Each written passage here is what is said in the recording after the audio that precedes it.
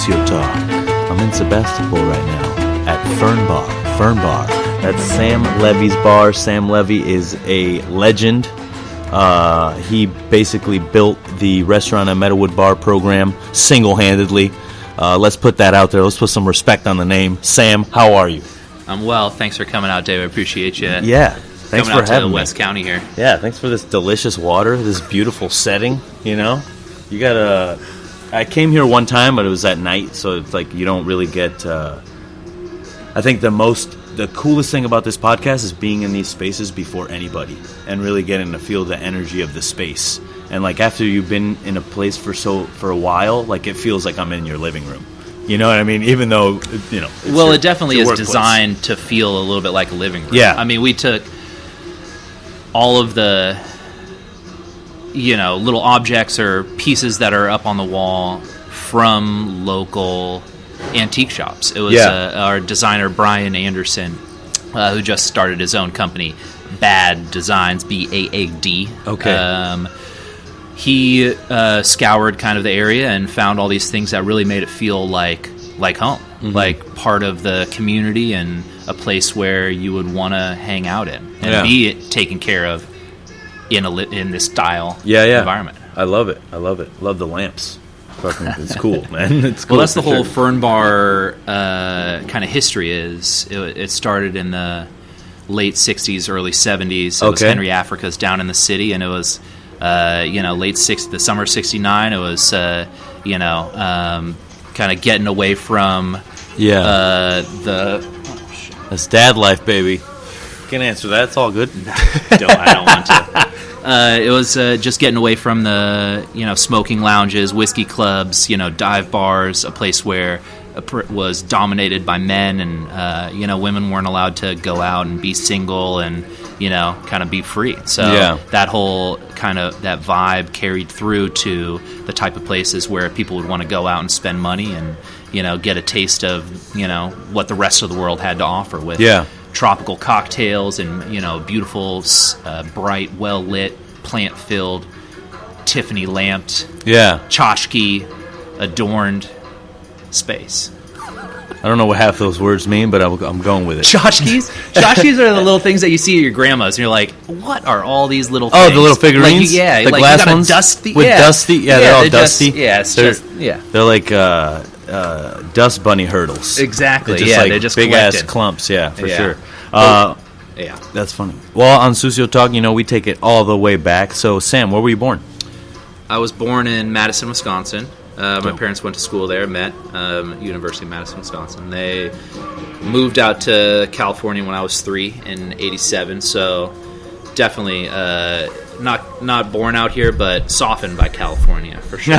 Me too, man. Yeah. It's like 55 degrees now, and I'm like, where's my winter jacket? Oh, yeah, I say California freezing 60 degrees. Yeah, for sure. It really is, man. I don't know about what it is, the breeze or something. Cool, man. So, do you have any siblings? I do. A little sister.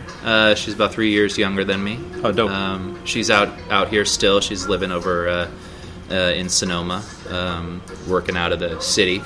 Very cool. Doing tech stuff way above and beyond my comprehension capabilities. We always grew up knowing that she would be the one taking care of us if things fell apart. I always said, just put me in the pool house, put me in the granny unit, My dad was always like, he's like, yeah, your brother Richie's gonna be like an astronaut engineer.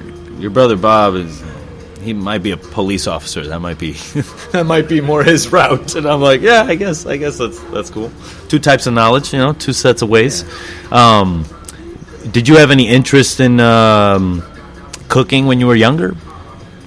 Anything like that? Like, what was cooking like at home? No, I mean, we ate at home a lot. We Sebastopol didn't have, there wasn't a food scene. There wasn't, frankly, a huge kind of budget to be eaten out. When we were growing up at all. I mean, my parents both liked to cook a lot. We took cooking classes. Oh, cool. And it was my job to cook once a week. Dope. There you go. So, like trying to figure out what I like to cook, and it turned into a lot of, tacos and casseroles and some easy kind of stuff like that. But we also had another rule that if you didn't help cook, you help clean. And I definitely still carry that through to this day. I clean as I cook, because cleaning up after my dad was a lot harder than helping to cook. So yeah, for sure. I always wanted to be on the other side, and enjoyed that kind of creativity. And And then what were your other interests growing up? Did you play sports? I played soccer. I tried a lot of other things. I was pretty terrible at basketball, baseball, just bad. Yeah, and me too, man. I shot the ball in the wrong basket. Yeah, in Little League. Right. No more. Just like, don't even put me on the court, coach, because it's just like it's I'm not good. I don't want to be there, and it's worse for the team. Yeah, and I was good enough at soccer that it was something that I was able to pursue, and did well enough to get onto the team down in Santa Cruz for college. Got you. So I think that kind of high level competitive team sports is what I think helped me find a home in restaurants. Got you. Because you can't be on your own. You can't be an island. And the better your team is, the better you do. And the feeling like you won. A night. 100%. Like a successful night where everyone's running along, chugging, things are flying out out of the kitchen, and everybody's happy. It's just a special vibe. It's Game 7 every day. Every day, baby. That's what you got to go into a feeling like that. If you go in there like, nah, it's not going to happen. Game 3, we can throw this one. Cruising, you're going to get caught on your heels, and you're going to get knocked on your butt. For sure. What was your first job? My first job was actually at Screamin' Mimi's ice cream shop here in Sebastopol. Oh, dope. Yeah, great job. My dad knew Marilyn, the owner, a friend. Also, the first job I got fired from. Really? Justifiable. Absolutely. I would have fired me too. What'd you do? Show up late and shit? Oh, getting high. In the walk-in. There may or may not have been what have been known now as whippets. Which are gross. Yeah, they really are. But good while you're doing them. When you're really 14 bad after. Working at an ice cream shop, high as a kite. That's what you do. That's what you do. Yeah. It was terrible. I ran into her at a little family function, and of course I'm not 14 anymore. Yeah. He's like, "You want to do some whippets, dude?" You're like, "No, man. You were done with that." What? She was like, "Oh, yeah, I remember that." And I say, I told her she was, no hard feelings at all. Always. You always got to fail upwards. Yeah, for you sure. got to get fired and turn it into something good. Yeah. What did you turn that into? Oh man, I think probably just selling weed. Yeah. Okay. You made more money. There you go. Yeah. Was it easy to find weed up there? Here, was everybody growing it? Yeah. At that time, yeah. Yeah. Most people. It's always been a friendly area, but at that time it was still illegal. And did your parents know? Did they? They did. They didn't. I think. What you do as a kid with a small group of friends is grab an ounce, chop it up, and find a home for some of it and smoke for free. Yeah. Which is not great advice to anyone who lives in an area where it isn't legal. Yeah. Obviously. But it was pretty prevalent in the area, and it's fun. The king of Sebastopol, baby. Not even close. Not even close. I love that. So, what was your first bartending job? I started bartending at a little restaurant up in Healdsburg. Got in as a food runner. I've been doing some catering and stuff, and trying to break into the restaurant scene and get a good seasonal job so I could travel and explore more of the world. Yeah. And then you kind of get into a groove. There was a bartender that no-showed, quit. And 5 days later, I was trained up in bartending. Oh, dope! I always kind of knew that I was like it was a position that I wanted to be in. I liked the creativity of it, but I'm temperature sensitive. I boil too easily, so the kitchen was not a good space for me. Gotcha. I don't like high temperature. So, Heard.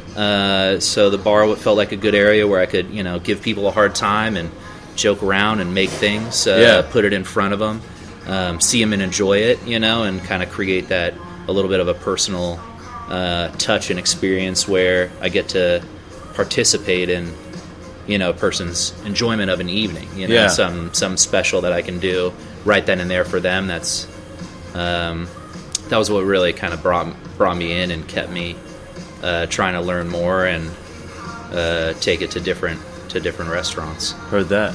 How did you end up in Healdsburg? Just higher paying, more consistent jobs there historically. Tourism was a big part of Healdsburg's growth. It's beautiful. It's chic. And people are, coming from all over to visit wine country there and spend their money. And, I said, I'll take some of that if they don't want it. Heard that. And started working at a cocktail bar called Bar Eva. They actually just got a Michelin star. There you go, Bar Eva. For them. And worked at the bar there and did a little kind of bar managing, ran the program a little bit, coming up with cocktails, and dipped my toes into some more responsibility and creative control. And that's what got me hooked. Is your process creatively different now than it was when you started? And how was that change? I think I have better tools to use. Gotcha. I think there's less like, how am I gonna take all these random things and put them together. It's more like I've got, seasons and ingredients and, peak ripeness down to where I know kind of what's coming from the area and what's been successful in the past and trying to build on those combinations. And the thing that I think is actually much different now here at Fern Bar is the incredible talent and creativity of the people that I get to work with. Right. A lot of the other bars, 2 or 3, bartenders, maybe 1 or 2, maybe just me with kind of the license for creativity or the interest in it. And here, everybody on the team is kind of putting their 2 cents in and likes making things. They like to cook. They like to, create and have incredible palate for balance. Coming up with these little tweaks or new combinations, or it's definitely a much more kind of collaborative effort than a lot of other places. We're very lucky with our bar manager Matt Katzen, Marilyn Rodriguez, our lead bartender, some of the people that helped us get here, Tyler Smith, who just went down to work with the Raised by Wolves folk down in San Diego. Some good friends that have come and worked here for a little bit who are kind of trying to get out of the industry, but for sure wanted to come in. It always calls throw you a little back, bit of love. baby. Yeah. It's like a relationship. Another one. Oh, I should mention Andrea Mota. She's up in Healdsburg right now, bartending a little bit. Gotcha. Very cool, man. So after your time at Bar Eva, where did you go after that? That was another job that I got fired from. What did you do there? Same? Were you getting high? What? No. Well, I mean, yes, but no. Not at work. Not at work. I was grown up. Yeah. A little bit. Just not there wasn't a great kind of system for communication between kind of management and ownership, and right. There was some miscommunication, and I didn't really feel like I was getting the kind of the love and the support that I felt like was part of an environment I really felt like I could have a home in. Right. I was coming in on Sundays on my own time to make jam for their charcuterie board and do some preserves and stuff like that for the program, and because I like doing it and I like being a part of